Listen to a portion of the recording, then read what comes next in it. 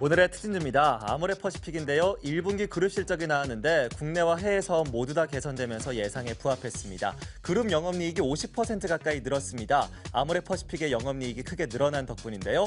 덕분에 아모레주는 7%대 급등인데 기대감이 컸던 아모레퍼시픽은 보합권에서 등락이 반복되고 있습니다. 이어서 내추럴엔도텍입니다. 이틀 연속으로 거래량이 급증했습니다. 오늘도 장중에 반등을 모색하고 있는데요.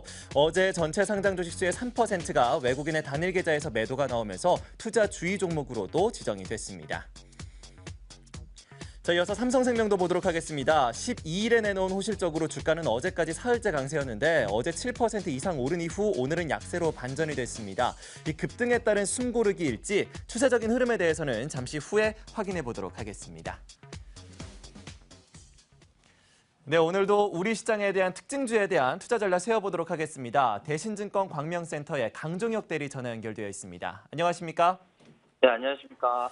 네, 먼저 오늘 아모레퍼시픽에 대한 투자 의견부터 좀 듣고 싶습니다. 영업이익이 50%가 넘게 일단 아모레퍼시픽이 늘어났는데 아모레주는 급등하고 있는 반면에 아모레퍼시픽의 주가는 잠잠한 모습 보여주고 있습니다. 어떻게 지금 판단하고 계십니까?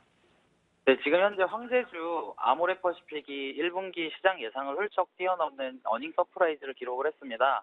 그렇기 때문에 시장에서 지금 긍정적인 호재로 작용을 하고 있는데 액면 분할 이후에 유동성이 늘어난 상황에서 기대만큼 실적이 안 나오게 되면 분명히 좀 주가 하락 요인으로 작용할 수 있는데 그거를 훨씬 뛰어넘을 만큼의 호실적을 기록을 했기 때문에 시장에서는 액면 분할로 인해서 시장의 물량이 늘어난 것보다는 분명히 그에 부합하는 어떤 실적을 기록했다라는 거를 주목하고 있는 것 같습니다.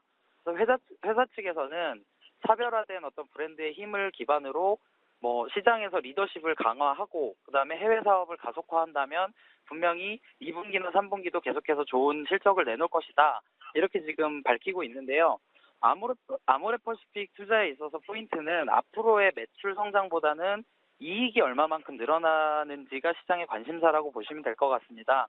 그래서 일단은 아모레퍼시픽이 액면 분할을 통해서 유동성이 늘어난 만큼 기관이나 외국인이 언제라도 이것을 빌미로 매도를 할 수 있는 시점이기 때문에 분명히 이익 성장에 대한 것을 확인하면서 투자하는 좀 중립적인 입장을 좀 보여야 될 것 같고요. 아모레퍼시픽의 향후 성장 가능성은 여전히 유효하기 때문에 매수 의견은 드리지만 기관이나 외국인이 어떤 빌미를 내세우면서 매도를 언제든지 할 수 있다라는 분명히 고점에 대한 부담은 있는 상황입니다. 네, 이어서 이제 내추럴엔도텍에 대한 의견도 보도록 하겠습니다. 어제 장중에 상승을 모색하긴 했지만 하한가로 마쳤고 이 대부분이 어제 외국인 투자 계좌 한 개에서 나온 매물 때문인 것으로 확인이 됐습니다. 이 때문에 투자 주의 종목으로 지정됐는데 오늘도 장중 강세입니다. 어떻게 좀 투자 의견 가져가는 게 좋을까요? 네, 전일 거래량이 폭발했던 내추럴엔도텍이 지금 강세로 출발을 해서 강세의 모습 보이고 있는데요. 일단은 계속된 하한가로 인해서 저가 매수세가 유입되고 있는 것으로 보이고요. 오늘 내추럴엔도텍은 어제에 이어서 폭발적인 거래량 보이고 있습니다. 근데 지난달 한국소비자원이 발표했죠. 가짜 백수호 논란이 불거진 이후로 지속적으로 하한가를 기록하는 모습을 보였는데 일단 저는 조심스럽게 어제 내추럴엔도텍의 하한가 탈출은 외국인의 20%가 넘는 물량을 시장에서 털어내기 위한 인위적인 움직임으로 보고 있습니다. 즉 어제 시초가부터 상승을 주도했던 200만 주가 넘는 물량은 개인들의 단타를 위한 어떤 매수세와 저가 매입의 유혹을 불러일으켜서 오후를 기점으로 이 200만 주가 모두 시장에 쏟아져 나옴으로써 개인들에게 어떤 폭탄을 쥐어준 꼴이 됐는데요. 일단 어제 수급 장 마치고 나서 외국인이 보유하고 있던 180만 주를 개인들에게 전부 다 떠넘기는 형국으로 결과가 나왔습니다. 즉 한마디로 일단은 가격은 오르지 않은 채로 가지고 있는 보유 주체만 옮겨간 꼴인데요.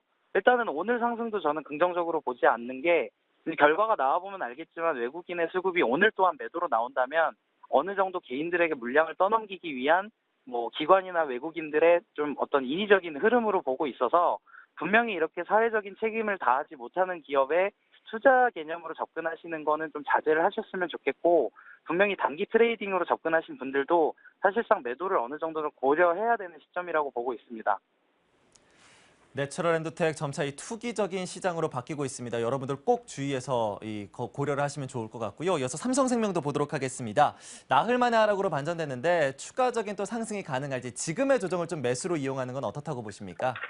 네, 일단 삼성생명이 1분기에 좋은 실적을 내놨습니다. 그래서 삼성생명 같은 경우는 1분기 영업이익 잠정치가 5,579억으로 지난해 같은 기간보다 33.6% 증가했다고 밝혔는데요. 뭐 일단은 전일 좋은 흐름 보였고 오늘은 하락세를 보이고 있는데 대신증권에서 뭐 나온 얘기를 보면 장기 채권 금리 상승을 통해서 어떤 모멘텀 투자에만 이용을 하자. 그러니까 쉽게 설명드리면 추격 매매에서 따라가기엔 좀 부담스러운 입장을 밝혔는데 장기 채권 금리가 상승하는 동안 생명보험사 주가도 분명히 강세를 이어가겠지만 지속적인 상승세를 뭐 이어가기보다는 조정도 지금 고려해야 될 시점이라고 보고 있는데요. 1분기 투자 영업이익이 증가에 어떤 영향을 미쳤던 것이 단기적인 1분기에만 국한될 가능성이 높습니다. 즉 2분기나 3분기에는 이러한 실적이 반영이 되지 않을 가능성이 높고 그렇게 되면 중장기적인 추세가 상승으로 가기보다는 어느 정도 뭐 횡보 내지는 하락하는 국면이 나올 수 있기 때문에 트레이딩 관점에서 좀 접근하시길 바라고요. 일단은 지금과 같이 장세가 좀 강세로 가는 장에서는 보험주보다는 좀 경기 민감주에 투자를 하시는 것이 좋고 이러한 보험주 같은 성격은 그러니까 증시가 박스권이라던가 하락 추세로 갈 때는 안전한 대안이 될 수 있기 때문에 지금 시점과는 조금 맞지 않는 주식이라고 저는 보고 있어서 일단은 트레이딩 관점을 드리도록 하겠습니다. 삼성생명 같은 경우에는 가격도 좀 부담스럽고 지금 시기로서는 투자 적기라고 보기에는 어렵다라는 입장을 밝혀주셨습니다. 단계적인 트레이딩 관점에서만 접근해보자라는 의견으로 정리해 볼 수 있겠네요. 이렇게 해서 오늘에 대한 특징주에 대한 투자 의견 강종혁 대리와 함께 알아봤습니다. 오늘 말씀 고맙습니다. 네, 감사합니다. 네, 오늘 우리 시장 옵션 만기를 앞두고 있습니다. 아무래도 변동성이 커질 수 있는데 오늘의 여러분의 성공 투자도 머니투데이 방송이 응원하겠습니다. 투데이 특징주였습니다.